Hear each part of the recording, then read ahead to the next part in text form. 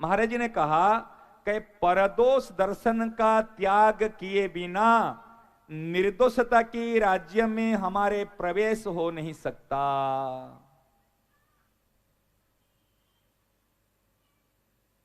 और हमारा स्वरूप निर्दोष स्वरूप है, हमारा राज्य निर्दोष राज्य है।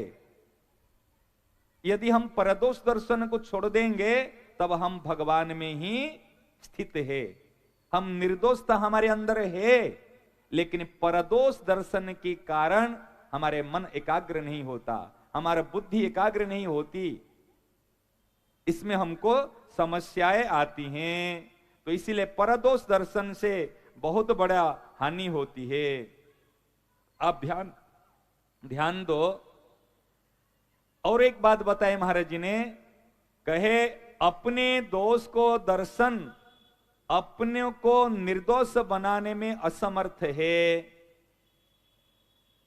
शब्दों को ध्यान देखे ना, अपने दोष का दर्शन अपने को निर्दोष बनाने में समर्थ है, और परदोष दर्शन अपने को दोषी बनाने में हेतु है। आप कहोगे महाराज आदत पड़ियोड़ी है, कहीं आदत पड़ियोड़ी कि आदत पड़ियोड़ी है, दूसरे के दोष बिना भोजन पचे को नहीं, हजम है के नहीं। अरे अगर भोजन नहीं पचता है, दोष देखने की आदत है, दोष देखना स्वभाव बन गया है, कोई बात नहीं। दोष देखना है तो अपने दोष देखो। अगर अपना दोष देखोगे तो साधन हो जाएगा, और दूसरे का दोष देखोगे तो पतन हो जाएगा। देखो, कितने भी राम राम करो, कितने भी साधन करो, कितने भी भजन करो, यदि जब तक परदोष दर्शन रूपी असाधन जीवन से दूर नहीं हुआ है, तब तक समय लग जाएगा, और सफलता मिलेगी इसी जन्म में मिलेगी नहीं मिलेगी पता नहीं। यदि परदोष दर्शन को दूर करके हम थोड़ा सा भी साधन करेंगे तो इसी जन्म में मरने से पहले जरूर हमको परमात्मा की प्राप्ति होगी, संदेह नहीं है। ये निश्चित है, अकाट्य बात है।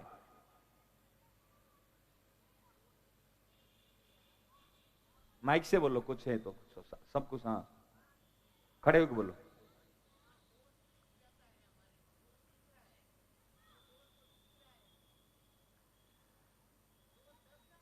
अच्छा, मेरे एक बात बताओ, आप कभी दर्पण देखे? कितने, एक बार तो देखते होंगे जरूर। अच्छा, दर्पण में मुख दिखता है ना, मुख है दर्पण में? है तो नहीं ना। और दर्पण में कब मुख दिखता है? जब दर्पण के सामने में आप खड़े होते हो, और दर्पण को जब आप देखते हो, है ना। इसीलिए दर्पण में मुख दिखता है, संसार में सुख दिखता है। ध्यान देना, दर्पण में मुख दिखता है, संसार में सुख दिखता है। ना दर्पण में मुख है, ना संसार में सुख है।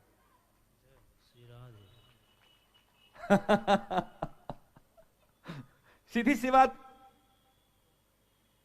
समझ में आया?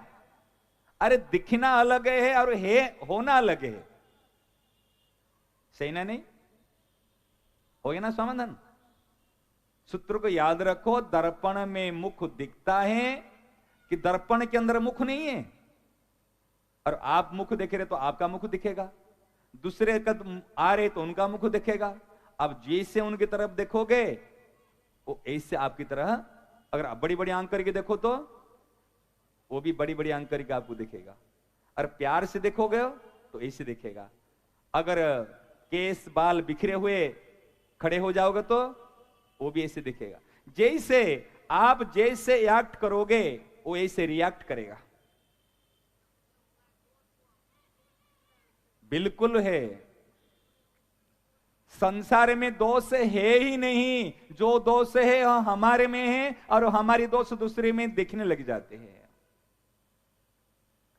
पहले बताए थे ना आप लोगों को, जब आप स्नान घर से स्नान करके माता बहन निकलती हो, जिस दिन आप शैम्पू वगैरह लगाते हो, धोते हो, रोज तो धोते नहीं हो, जब जब धोते हो तब टॉवल में जब आप इसको भीगे हुए केस को आप पोंछते हो, पोंछने के बाद में बिखरे हुए केस को लेकर कपड़े पहन के जब मिरर के सामने खड़े होते तो कैसे लगते हो? बिखरे हुए केस हैं, कैसे लगते हो? जैसे लगते आपको पता है, ठीक है ना, कहने की जरूरत नहीं। और उस समय क्या करते हो? कंघी लेते हो, कंघी लेके आप माथा पे चला रहे, कंघी चला रहे ना दर्पण में चला रहे हो? माथे पे चला रहे ना, दिख रहे कहां? दर्पण में। जब दर्पण में दिख रहे तो दर्पण को ठीक करो ना, होगा क्या? सीधी सी एग्जाम्पल है, अगर दर्पण में हमारा चेहरा दिख रहा है, दर्पण में हमारा केस दिख रहे हैं भाई, खुले हुए हैं, बिखरे हुए केस है, तो कंघी लेके हम अपने माथा पे चला रहे हैं या दर्पण के माथा पे चला रहे हैं? अपने माथा पे चला रहे, तो चलाने के बाद में सुसज्जित कर लेते हैं उसको, ठीक केस को बांध लेते, फिर सुंदर लगते हैं ना। इस प्रकार संसार क्या है? संसार है दर्पण। यदि कभी संसार में हमारे दोस्त, परिवार में, परिजनों में, पड़ोसियों में, परिवार में अगर कभी दोष दिखता है, ये कन्फर्म है, ये सत्य है, दोष उनमें नहीं है, हमारा दोष ही उनमें दिख रहा है। अगर उनमें दिख रहे हैं तो अपने आप में कंघी चलाओ, कंघी माने विवेक रूपी उसमें कंघी को अपने में चलाओ, अरे दोष उनमें नहीं है, दोष मेरे में है। जब कंघी से ठीक कर लोगे तो आप अपने आप सुंदर लगने लग जाओगे।